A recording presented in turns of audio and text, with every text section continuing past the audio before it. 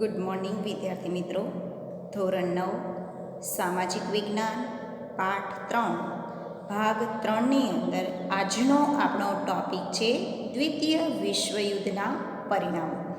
આગલા ભાગની અંદર ભાગ 2માં આપણે દ્વિતીય વિશ્વયુદ્ધના થવા પાછળ પરિબળો, કયા પરિબળો જવાબદાર છે અને દ્વિતીય વિશ્વયુદ્ધની રૂપરેખા વિશે આપણે જોયું હતું. આજે આપણે છે એ દ્વિતીય વિશ્વયુદ્ધના પરિણામ વિશે છે એ જોવાનું છે કે ભાઈ દ્વિતીય વિશ્વયુદ્ધનું શું પરિણામ આવ્યું.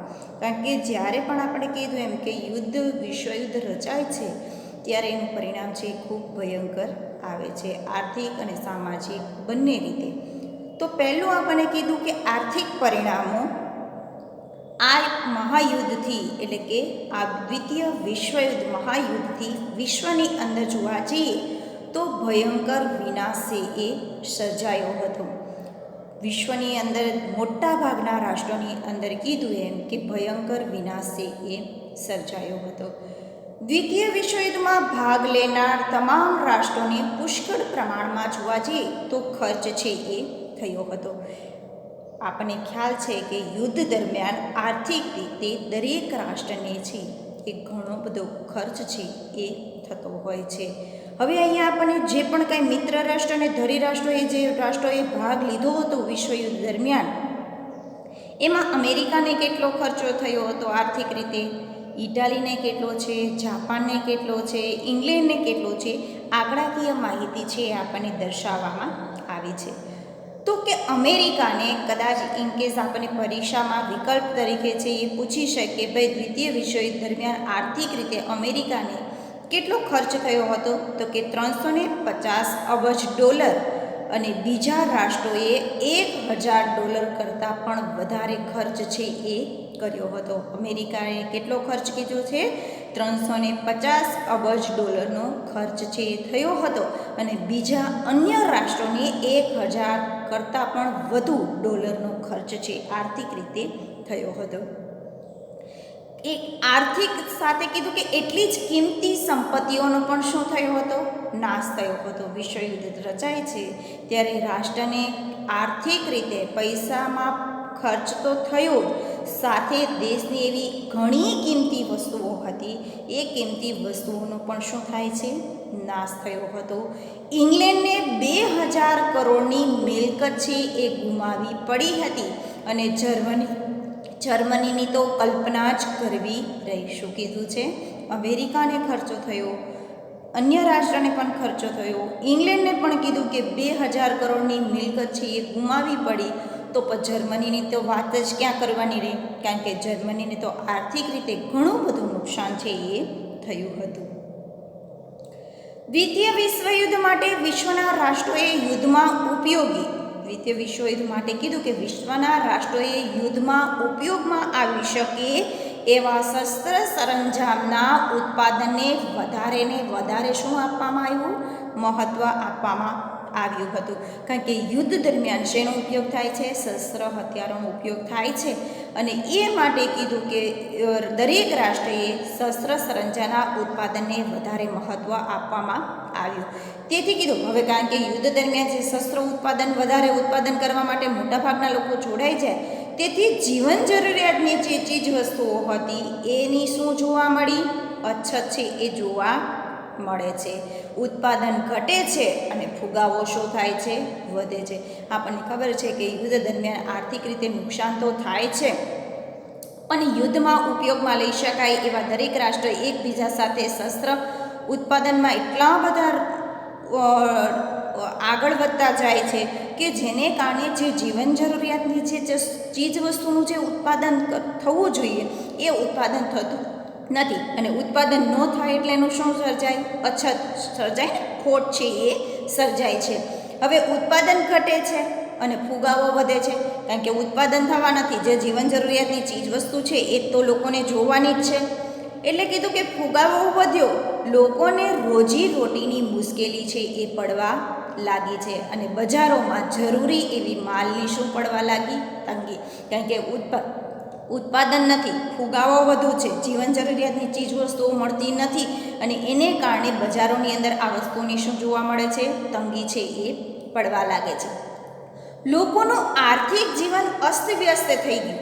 કારણ કે આપણને પણ ખબર છે કે આપણે અત્યારે કોરોનાની જે મહામારી ચાલી રહી છે એની અંદર ખબર છે કે ઉત્પાદન ઘટે તો એને કારણે જીવન જરૂરિયાતની જે ચીજવસ્તુઓ હોય એની માટે ઘણું બધું છે એ નુકસાન છે, જીવન છે એ અસ્તવ્યસ્ત થઈ જાય છે. પરિણામે કીધું કે વિશ્વના રાષ્ટ્રોને મહામંદીમાં ધકેલાયા. કીધું એમ કે ભાઈ આર્થિક રીતે નુકસાન પહોંચ્યું છે, જીવન જરૂરિયાતની ચીજવસ્તુની અછત જોવા મળે છે, રોજીરોટીની મુશ્કેલીઓ ઊભી થાય છે, જીવન અસ્તવ્યસ્ત થઈ જાય છે. એટલે વિશ્વના મોટાભાગના રાષ્ટ્રોની અંદર શું જોવા મળે છે? મંદીનો માહોલ છે એ જોવા મળે છે, મંદી તરફ ધકેલાતું જાય છે. અને વિશ્વના રાજકારણમાં, અર્થકારણમાં યુગ પ્રવર્તક ફેરફારો છે એ જોવા મળે છે. કારણ કે આ બધું જ જે નુકસાન છે એને કારણે વિશ્વની અંદર યુગ પ્રવર્તક ફેરફારો ઘણા બધા જોવા મળે છે. ત્યારબાદ આપણને બીજો પોઈન્ટ કીધું, ચીનમાં સામ્યવાદની સ્થાપના. તો કે રશિયાની અંદર થયેલી બોલ્શેવિક ક્રાંતિ ક્યારે કીધી છે અને આપણને ખાસ ટૂંકનોંધની અંદર આપણે બધાએ છે એ યાદ રાખવાનું છે. રશિયામાં થયેલ બોલ્શેવિક ક્રાંતિ ઈસવીસન 1917 એ સામ્યવાદી ધોરણે ભાવિ વિકાસ પંથ ઝડપથી કંડારી જે પ્રગતિ હાંસલ કરી તેનાથી વિશ્વના ઘણા રાષ્ટ્રો કેવા થયા હતા? પ્રભાવિત થયા હતા. રશિયાની અંદર જે બોલ્શેવિક ક્રાંતિ થઈ એને કારણે સામ્યવાદી ધોરણે ભાવિ વિકાસ છે એ ઝડપથી પ્રગતિ હાંસલ કર્યું અને એને કારણે વિશ્વના ઘણા રાષ્ટ્રો કેવા થયા? પ્રભાવિત થયા. ચીન પણ આ પ્રભાવિત થયું. રશિયાની અંદર જે થયેલી ક્રાંતિ હતી એને કારણે રશિયાની અંદર પણ પ્રભાવિત થાય છે ચીન. અને એને કારણે કીધું કે દ્વિતીય વિશ્વયુદ્ધ પછી જાપાનની શક્તિ કેવી થઈ જાય છે? ક્ષીણ થતી જાય છે. બીજા વિશ્વયુદ્ધ દરમિયાન કીધું કે જાપાનની શક્તિ કેવી થઈ જાય છે? ઓછી થતી જાય છે. આવા સંજોગોમાં ચીન પરનો તેનો પ્રભાવ કેવો થાય છે? ઓસરી ગયો. આવા સંજોગોની અંદર ચીન પરનો જે તેનો પ્રભાવ હતો એ પ્રભાવ કેવો થઈ જાય છે? ઓસરી જાય છે. અને તેનો લાભ લઈ શું કીધું છે? તેનો લાભ લઈ માઓ તત્સે તુંગના નેતૃત્વ હેઠળે ચીનમાં થયેલ ક્રાંતિને અંતે શું કીધું છે? સામ્યવાદી શાસનની સ્થાપના છે એ કરવામાં આવે છે. ચીનની અંદર કીધું એમ કે સામ્યવાદની શાસન સ્થાપના કરવામાં આવે છે. ક્યારે? ઈસવીસન 1949માં. અને ત્યારબાદ દ્વિતીય વિશ્વયુદ્ધના પરિણામમાં જોવા જઈએ તો ઠંડુ યુદ્ધ છે જે દૂરગામી પરિણામ તરીકે ઓળખવામાં આવે છે. ઠંડુ યુદ્ધ પણ આપણને પરીક્ષાની અંદર પૂછતા હોય છે. તો ઠંડા યુદ્ધની અંદર શું કીધું છે? યુદ્ધ તો ખરી, હવે આપણને એવો વિચાર આવે કે ઠંડુ અને પાછું યુદ્ધ એટલે કઈ રીતનું? જે યુદ્ધ રચાય છે એ યુદ્ધમાં આર્થિક સામાજિક ઘણું બધું નુકસાન થાય છે અને એને કારણે કીધું એમ કે ઘણા બધા આર્થિક રીતે તો નુકસાન થાય, ઘણા બધા વ્યક્તિઓ પણ એની અંદર છે એ રોકાય છે અને અર્થતંત્ર ભાંગી પડે છે.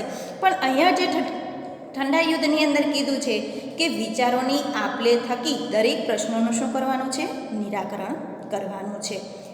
દ્વિતીય વિશ્વયુદ્ધ બાદ કીધું કે વિશ્વ છે એ અમેરિકા અને રશિયા એમ બે મહાસત્તાની અંદર વેચાઈ ગયું. દ્વિતીય વિશ્વયુદ્ધ પછીની વાત કરી કે વિશ્વ બે ભાગની અંદર વેચાઈ ગયું.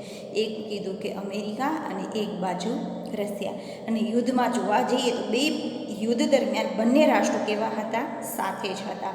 પણ દ્વિતીય વિશ્વયુદ્ધ પછી કીધું કે આ બંને એકબીજાથી કેવા પડી જાય છે? જુદા પડી જાય છે. યુદ્ધ દરમિયાન બંને રાષ્ટ્રો કેવા હતા? મિત્રો હતા.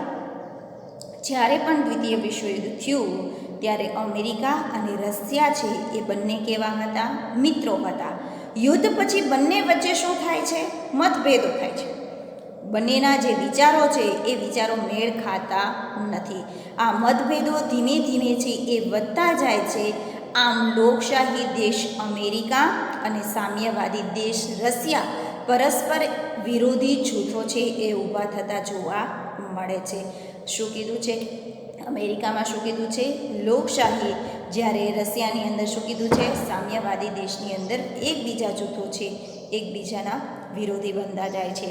આ બંને જૂથોમાં વિશ્વના અન્ય નાના રાષ્ટ્રો પોતાની અનુકૂળતા મુજબ છે એ જોડાય છે. બીજા અન્ય રાષ્ટ્રો પણ, કારણ કે બે જૂથમાં કીધું કે દ્વિતીય વિશ્વયુદ્ધ પછી કીધું એમ કે બે મહાસત્તામાં વહેંચાઈ જાય છે, એક બાજુ અમેરિકા અને એક બાજુ રશિયા.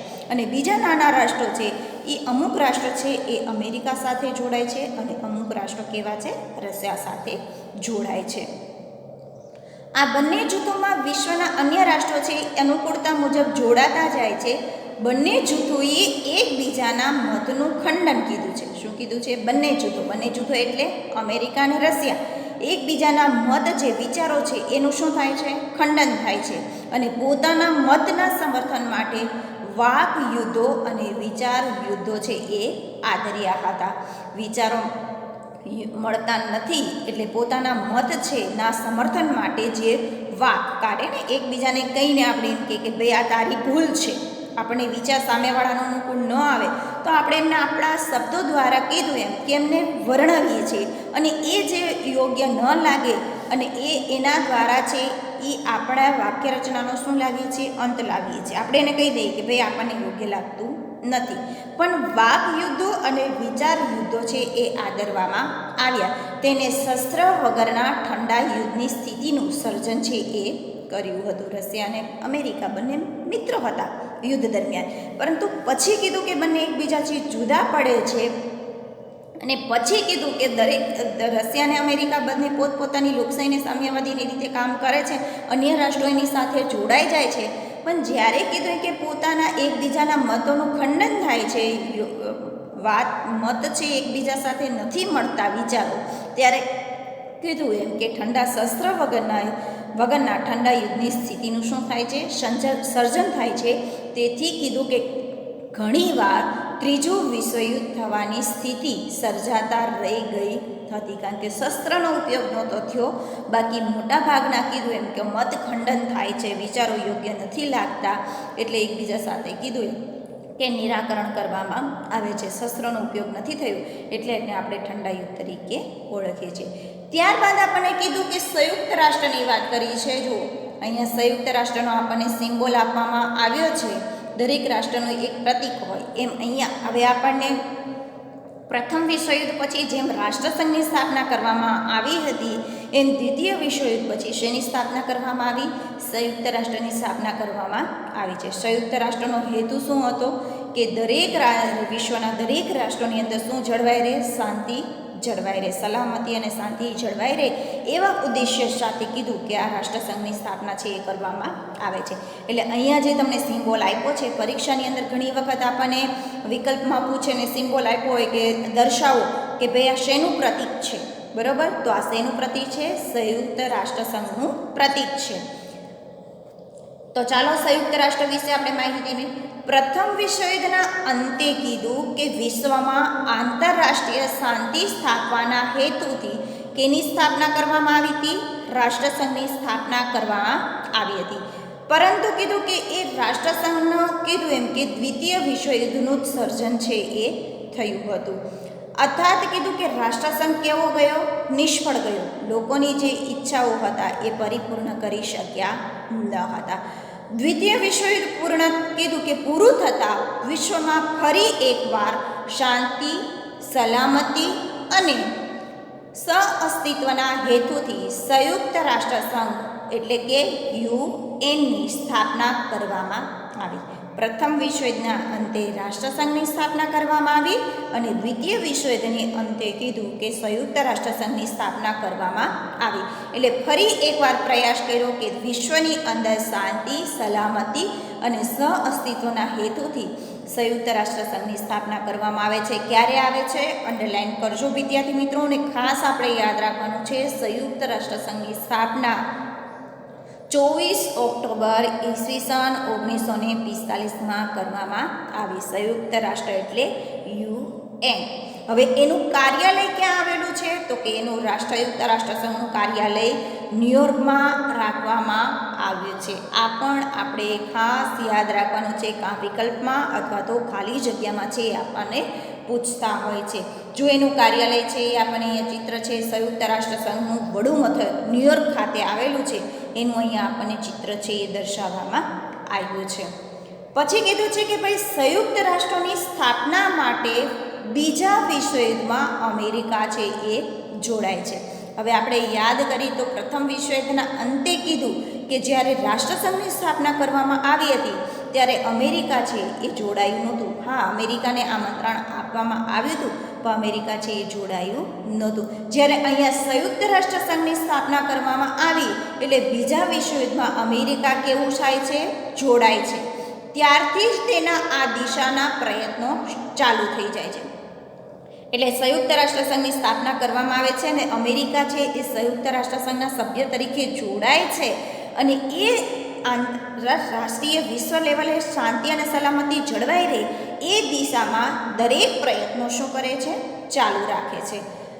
માનવ સ્વાતંત્ર્ય, શાંતિ અને સલામતી હેતુસર અમેરિકાના પ્રમુખ, લીટી કરજો વિદ્યાર્થી મિત્રો ખાસ, અમેરિકાના પ્રમુખ કોણ કીધા છે? રૂઝવેલ્ટે અમેરિકન કોંગ્રેસ એટલે કે સંસદને સંદેશો આપતા મહત્ત્વની 4 ઘોષણા છે એ કરી હતી. આ ચારેય ઘોષણા આપણે છે એ યાદ રાખવાની છે. અમેરિકાના પ્રમુખ રૂઝવેલ્ટે અમેરિકાના સંસદની અંદર જે મહત્ત્વની 4 ઘોષણા કરી હતી એ કઈ કરી હતી એ આપણે છે એ દર્શાવવાની છે. જો આપણને 4 ઘોષણા આપી, પહેલું કીધું શું કીધું? વિચાર અને વાણી સ્વાતંત્રતા. દરેક વ્યક્તિને વિચારવાની અને બોલવાની પૂરેપૂરી કેવી આપવામાં આવી છે? સ્વતંત્રતા આપવામાં આવી છે. બીજું કીધું ધાર્મિક સ્વાતંત્રતા. દરેક ધર્મને સ્વતંત્રતા આપવામાં આવી છે. ત્રીજું કીધું આર્થિક સ્વતંત્રતા અને ચોથું કીધું ભયમાંથી મુક્તિના અધિકારોનો સમાવેશ કરવામાં આવ્યો છે. એટલે અમેરિકાના પ્રમુખ એવા રૂઝવેલ્ટે સંસદની અંદર સંદેશો આપતા 4 મહત્ત્વની ઘોષણા છે એમને કરી હતી. અને અહીંયા કીધું છે કે આ પછી પ્રમુખ એવા અમેરિકાના પ્રમુખ એવા રૂઝવેલ્ટ અને બ્રિટનના વડાપ્રધાન એવા કોણ? ચર્ચિલ. આપણને પ્રમુખ કોણ હતા એ વિદ્યાર્થી મિત્રો ખાસ યાદ રાખજો. અમેરિકાના રૂઝવેલ્ટ અને બ્રિટનના વડાપ્રધાન ચર્ચિલે એટલાન્ટિક મહાસાગરના એક જહાજ પર 8 મુદ્દાનું શું તૈયાર કર્યું? ખતપત્ર એટલે કે લખાણ તૈયાર કરવામાં આવ્યું હતું. જે એટલે કે બ્રિટનના વડાપ્રધાન અને અમેરિકાના પ્રમુખ એવા બંને સાથે મળીને બંને સફર કરતા હતા અને એ સફર દરમિયાન એટલાન્ટિક મહાસાગર ઉપરથી એનું જહાજ પસાર થતું હતું અને બંને સાથે મળી 8 મુદ્દાનું ખતપત્ર એટલે કે લખાણ છે એ તૈયાર કરવામાં આવ્યું. અને આ લખાણ પાછળથી કયા નામે? તો કે એટલાન્ટિક ખતપત્ર તરીકે ઓળખાયું હતું. ખતપત્રમાં કીધું કે દરેક રાષ્ટ્રના સ્વાતંત્ર્ય અને સાર્વભૌમત્વની જાળવણી કરવી. ખતપત્ર એટલે કે લખાણની અંદર જે મુદ્દા તૈયાર કરવામાં આવ્યા હતા એ દરેક મુદ્દાની અંદર શું કીધું? દરેક રાષ્ટ્રનું સ્વાતંત્ર્ય જળવાઈ રહે અને સાર્વભૌમત્વની જાળવણી કરવી, શાંતિ, સલામતી, સામાજિક અને આર્થિક કલ્યાણ અને નિઃશસ્ત્રીકરણની બાબતોનો સમાવેશ કરવામાં આવ્યો. કારણ કે 2 યુદ્ધ થવા પાછળ દરેક રાષ્ટ્રને આર્થિક રીતે ઘણું બધું નુકસાન છે એ પહોંચે છે. એટલે કીધું કે સંયુક્ત રાષ્ટ્રની સ્થાપના કરવામાં આવી છે અને આ ખતપત્રની અંદર કીધું કે દરેક રાષ્ટ્રનું સાર્વભૌમત્વ જળવાઈ રહે, દરેક રાષ્ટ્રની અંદર શાંતિ અને સલામતી, સામાજિક આર્થિક કલ્યાણ અને નિઃશસ્ત્રીકરણ બંને ત્યાં સુધી શસ્ત્રનો ઉપયોગ છે એ કરવાનો નથી. એટલે નિઃશસ્ત્રીકરણ બાબતનો સમાવેશ કરવામાં આવ્યો હતો. ત્યારબાદ કીધું કે બ્રિટન, અમેરિકા, રશિયા અને ચીનના વિદેશ પ્રધાનો વિશ્વ શાંતિ માટે મોસ્કો ખાતે ભેગા થયા. ત્યારે ઈસવીસન 1943માં. આ ખાસ અંડરલાઈન કરજો વિદ્યાર્થી મિત્રો, આ યાદ રાખવાનું છે. બ્રિટન, અમેરિકા, રશિયા અને ચીનના જે વિદેશ પ્રધાનો હતા એ બધા જ પ્રધાનો ભેગા મળી વિશ્વ શાંતિ માટે ભેગા થાય છે. પણ ક્યાં થાય છે? મોસ્કો ખાતે. ક્યારે? ઈસવીસન 1943 ઓક્ટોબર. યાદ રાખજો.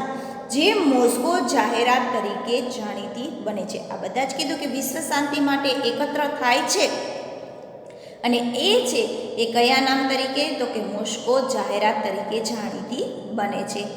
ઈસવીસન 1943 નવેમ્બરમાં તહેરાનમાં 3 માનધાતાઓની પરિષદ મળી હતી.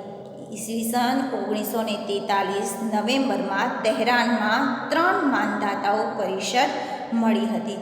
વોશિંગ્ટન ખાતે કીધું એમ કે 50 રાષ્ટ્રના પ્રતિનિધિઓએ, યાદ રાખજો વિદ્યાર્થી મિત્રો, અંડરલાઈન કરજો તમારી બુકની અંદર.